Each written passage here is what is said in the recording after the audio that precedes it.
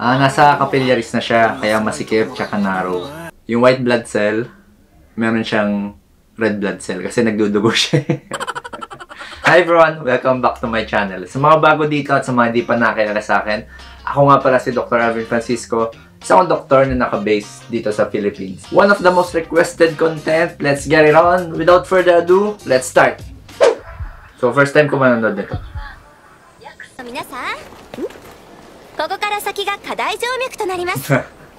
職場見学が終わったらすぐに現場。So inferior vena cava, yun yung kailangan ko ng whiteboard dito. Woo! So kung naalala niyo yung discussion ko dun sa aortic aneurysm. So ito yung puso. Diba meron niyang malaking ugat. Ayan yung aorta.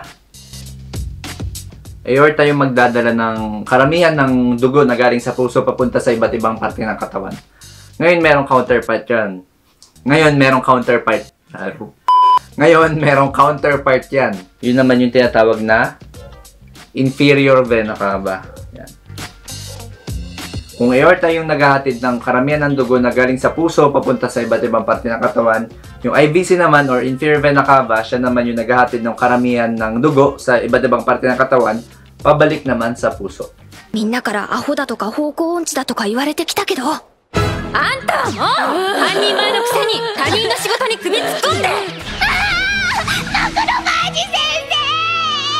So, if anyone is wondering, meron talagang tinatawag na younger RBCs, yun yung mga tinatawag na erythroblasts. So, sila yung mga bagong produce na RBC. So, namamatay sila tapos nagkakaroon ulit ng bago. So, yung mga bagong RBC, galing sila saan? Nagtanong pa no? So, galing sila sa bone marrow. Kaya nga, di ba, pag may mga cancer sa dugo, binabiopsy sila sa buto. Meron tinatawag na bone marrow biopsy.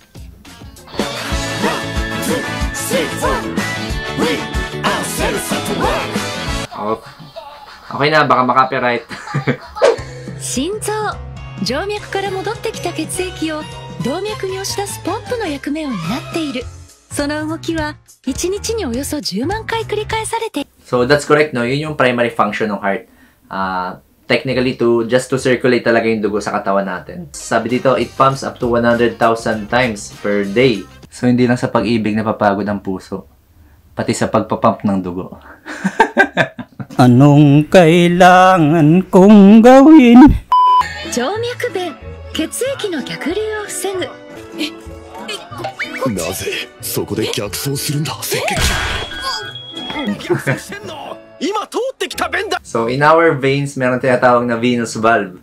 So let's example sa paa natin. So ito yung ugat natin, yung vein natin sa paa, kunwari. So paa yan So merong malaking vein dito. So itong vein na to, ito yung maghahatid ng dugo na galing sa paa, pabalik sa puso. So inaakit yan, paakit yung dugo dyan. Ngayon, parang hindi bumagsak yung dugo dahil sa gravity, merong mga tinatawag na valve. Yan. So yung mga valve na yun, pinipigilan niya yung pag-backflow ng dugo, pabalik sa paa. So kunyari, nakatawid na dito yung dugo, hindi na siya babalik na pababa na gano'n.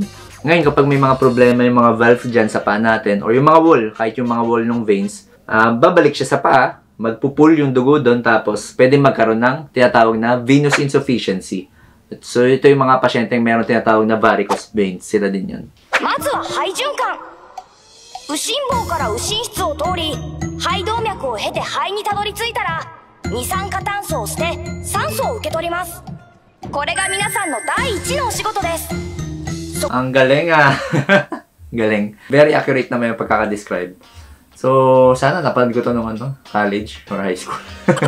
So, from the vena cava, pupunta siya ng right atrium, then bababa ng right ventricle. From the right ventricle, lalabas siya, papuntang pulmonary. Then pulmonary, papunta sa lungs, kuha ng oxygen. And then pabalik sa heart ulit, pulmonary veins. Then pulmonary veins, balik siya sa left atrium. Then baba ng left ventricle. Then aorta. So sometimes kapag may mga sakit yung patients like COPD or mga fibrotic yung lungs, meaning nagpepeklat-peklat, tumitigas yung baga. nagkakaroon ng tinatawag na pulmonary arterial hypertension. So, nangyayari doon, lumalaki ngayon yung right ventricle kasi 'di ba bago sila pumunta sa pulmonary arteries, nasa right ventricle muna sila. So, since mataas yung pressure ngayon sa lungs kasi matigas na yung lungs, nagpe-peklat siya, kailangan mag-adjust ng right ventricle, lumalaki siya, kumakapal, tapos yung pulmonary artery tumataba din.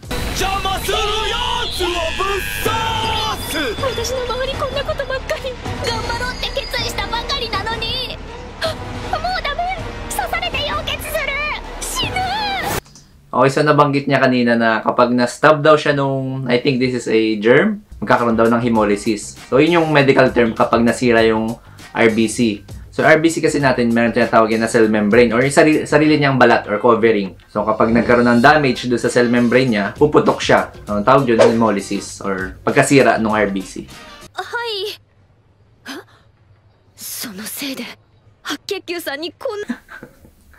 So, yung white blood cell, meron siyang red blood cell kasi nagdudugo siya. ブドウ糖、グルコースとも呼ばれる。赤血球は糖が好き。赤血球は白血球と違ってミトコンドリアを持たない細胞なので、グルコースのみがエネルギーとなる。 Okay, so hindi lang naman mitochondria yung wala sa RBC, even nucleus wala rin siya. So anyway, ano ba ang function ng mitochondria? So, di ba, yun yung sinasabi nating powerhouse of the cell. Tinawag siyang ganun kasi most of the energy sources na kailangan ng cell, dun ginagawa. Now, comparing your WBC to your RBC, yung RBC wala siyang mitochondria, so kailangan niya directly glucose as the energy source. And di lang mitochondria yung wala sila. Even nucleus wala rin silang ganun, yung mga RBC.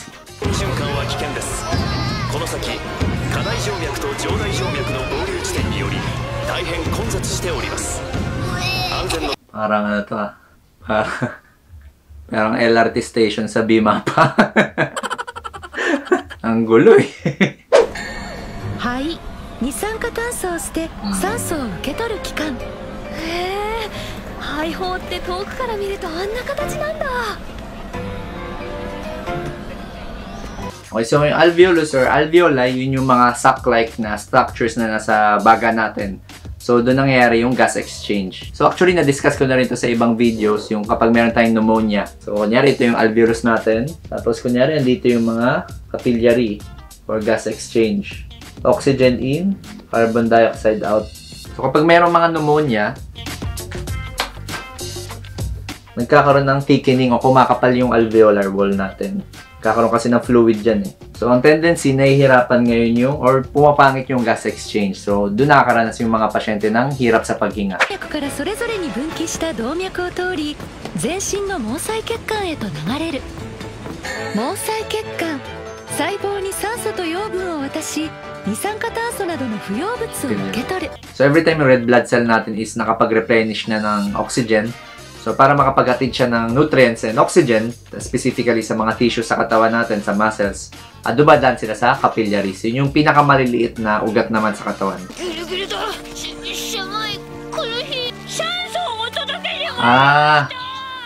Nasa capillaries na siya, kaya masikip, tsaka narrow. So, it's actually designed like that in a nice way kasi nga, kung malipis yan, tsaka, kung maliit yan and masikip, magkakaroon ng enough time yung RBC na maihatid yung oxygen and other nutrients. Kasi babagal yung flow dun eh. Kasi kapag malaki yan, mabilis yung flow, hindi makakapag-exchange masyado ng nutrients. 前にお前が道案内してた赤血球か。あら、あんた、一人でここまで循環できたの？はい、先輩のご指導のおかげです。ようやく一人でお仕事できました。 Wait, ngayon ko lang napansin na yung cups pala, yung hat ng mga red blood cell, ka-shape nila in real life. Kasi itong mga red blood cell, they are biconcave in shape. So, yung shape nila inside the microscope, ganito. Ganyan yung side view. Kapag 3D naman, parang ganito. Basta yung gitnang part niya is payat. Tapos yung mga gilid niya is mas mataba. So, I guess diyan ko natatapusin ang video na to. Again, sana nag-enjoy kayo. Comment nyo lang kung ano pa yung gusto nyong gawa ko ng reaction video. And once again, huwag nyo kakalimutan na mag-like, share, and subscribe. And kung nag-benefit ka dito, share this video to your friends and your family and your loved ones. Once again, I'm Doc Alvin Francisco. Arigatou gozaimasu. Signing out.